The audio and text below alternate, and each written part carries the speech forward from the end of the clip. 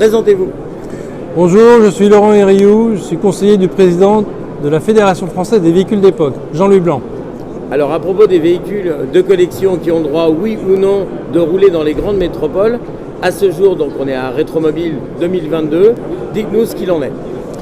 Écoutez, après 2 ans de dossier, nous avons obtenu une lettre du Premier ministre Jean Castex, une lettre du ministre des Transports Jean-Baptiste Djebbari à destination des présidents de métropole pour accorder la dérogation aux véhicules en certificat d'immatriculation de collection. Alors le problème c'est que c'est un décret, c'est une loi, est-ce que ça peut être cassé dans le futur ou est-ce que c'est vraiment dans le marbre? Ce n'est pas un décret, ce n'est pas une loi, ce n'est pas dans le marbre et qui sait ce que l'avenir nous réserve, mais en tout cas c'est vraiment une recommandation à destination des métropoles qui gardent la main d'ailleurs sur la gestion de leurs ZFE, les fameuses zones à faible émission.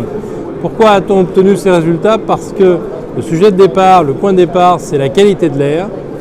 Et clairement, on n'a pas d'impact mesurable, je ne dis pas qu'on n'a pas d'impact, mais il n'est pas mesurable sur cette qualité de l'air, puisque nos chiffres, c'est simple, c'est 1% du parc roulant, on roule 15 fois moins et on a 5% de diesel en véhicule particulier.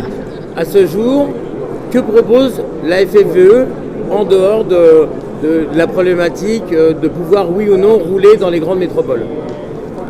Alors la FFVE, un petit rappel, on a plus de 50 ans, on a une délégation ministérielle pour délivrer ces fameuses attestations qui permettent d'obtenir un certificat d'immatriculation de collection. Passer en collection est une vraie démarche, c'est-à-dire que ça veut dire qu'on va libérer le véhicule de sa contrainte d'usage quotidien, on va commencer à le mettre de côté ou à l'abri, on va commencer à le restaurer ou simplement à lui faire une grosse révision de façon à lui permettre de traverser les années, de nous perdurer. Nos véhicules nous survivront et l'idée c'est vraiment de rentrer dans le patrimoine. Le patrimoine aujourd'hui c'est un outil très important pour le véhicule. Un même véhicule en certificat d'immatriculation normale reste un véhicule d'occasion. Passé en collection, il rentre dans le patrimoine. À l'époque, les gens préféraient avoir une carte grise qu'on appelait normale parce que sinon ils avaient l'impression que ça décotait la valeur de leur véhicule en carte grise collection. Est-ce que c'est toujours le cas? Alors ça c'était avant. Avant 2009, avant le SIV, le système d'immatriculation des véhicules, nous avions le FNI, le fichier national des immatriculations avec les anciens numéros. Et à l'époque, la carte grise de collection ne permettait pas de circuler au-delà des départements limitrophes. Il y avait un système de carnet à souche. Enfin bref, c'était avant. Aujourd'hui, c'est fini. Et avant, c'est vrai qu'il y avait une certaine décote pour les véhicules en immatriculation de collection. Aujourd'hui, c'est clairement l'inverse. Et j'ai envie de dire, il y a plus photo. Mais encore une fois, c'est une vraie démarche. Il faut qu'on ait envie de protéger son véhicule.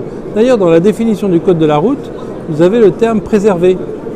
Il y a 30 ans, effectivement, alors peut-être que ça évoluera d'ailleurs dans un avenir proche, mais peu importe. Mais surtout, le véhicule doit être préservé dans ce qu'on peut appeler une configuration d'origine.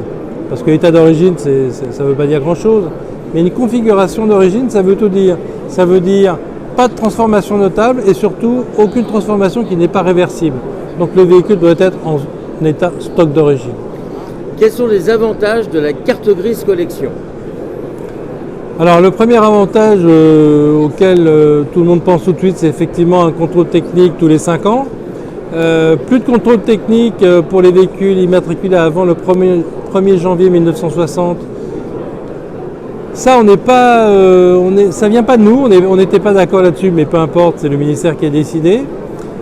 Et puis surtout, quand vous avez un grave accident et que le véhicule est gravement endommagé et techniquement ou économiquement plutôt irréparable en classement VEI, si vous êtes en certificat normal, on vous saisit le véhicule, on vous prend la carte grise, on vous raye du fichier des cartes grises, vous ne pouvez plus rien faire.